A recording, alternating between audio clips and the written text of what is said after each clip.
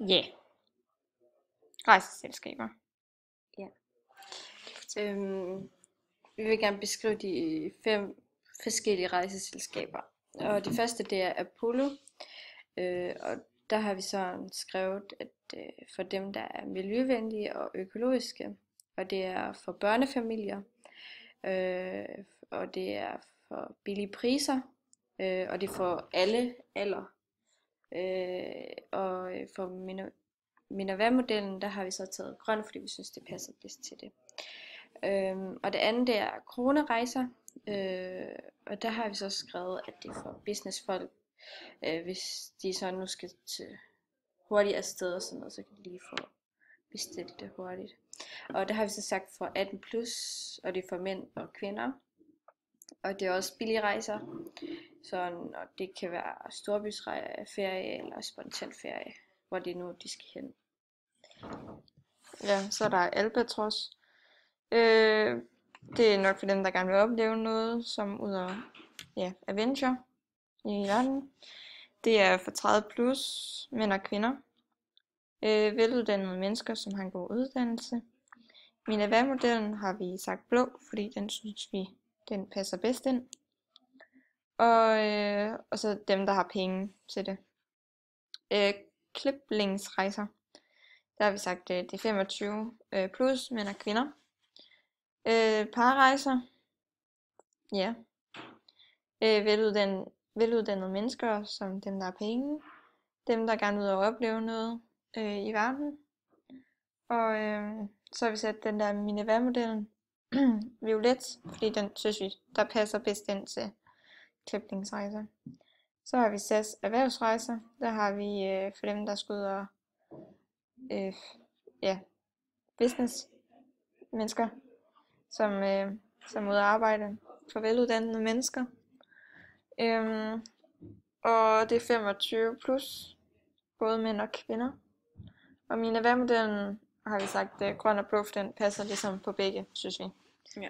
Og målgruppe, ja, vi har valgt SAS som vores målgruppe. Ja, det er erhvervsrejsende, og de er veluddannede 25 plus mennesker, mænd og kvinder.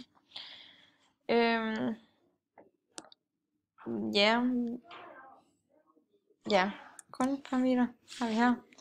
4 P'er. For alle 5. Ja. Det er altså enkelt selskaber. Okay, så er det bare.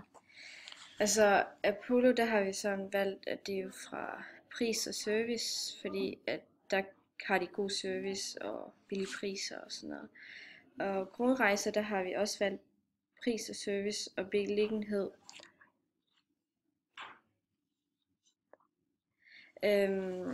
Fordi der har de også billige priser og god service. Og så ligger det også lige.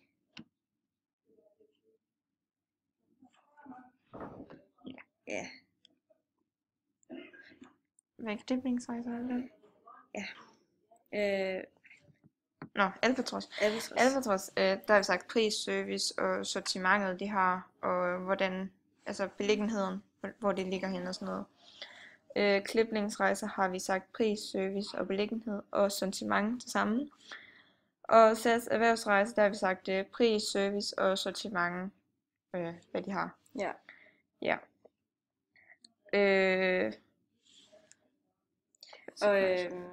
Forholdene ud fra rejsen. Ja. SAS, der har vi sagt, at de er mest konkurrence med Norwegian. For eksempel SAS og Ryanair ikke i konkurrence med hinanden, altså da de ikke har samme mål og målgruppe, eller målgruppen er ens. Der har vi sagt, at Norwegian er lidt mere ind over det, ligesom SAS. Ligesom i Norge, der har det Norwegian, og der vil de nok sige, at det er ligesom SAS her i Danmark. Ja. Og så har vi vores reklame. Ja. Nej, okay, det har vi. Ja, der har vi sat AIDA-modellen med. Ja, og vores første attention-del rammer på hjem til tiden. Det er det, vi først sådan lægger mærke til først. Og interest, det har vi her. Fordi der står sådan lidt, hvordan SAS. hvad de tilbyder. Ja. Desire. Ja. Ja.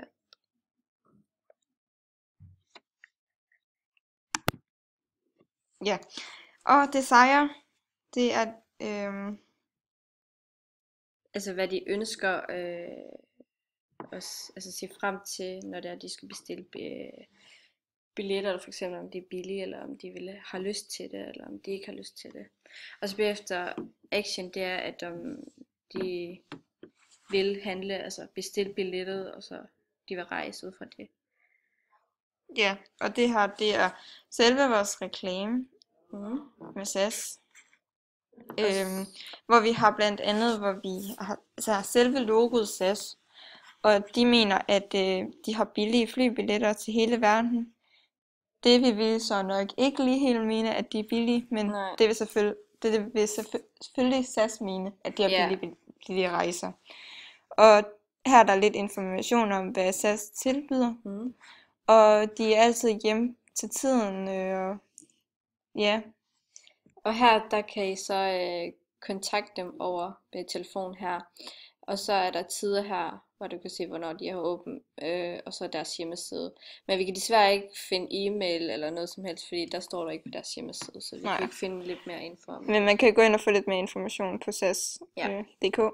Og så er der her alle deres medarbejdere og deres fly. Ja. Tror du det?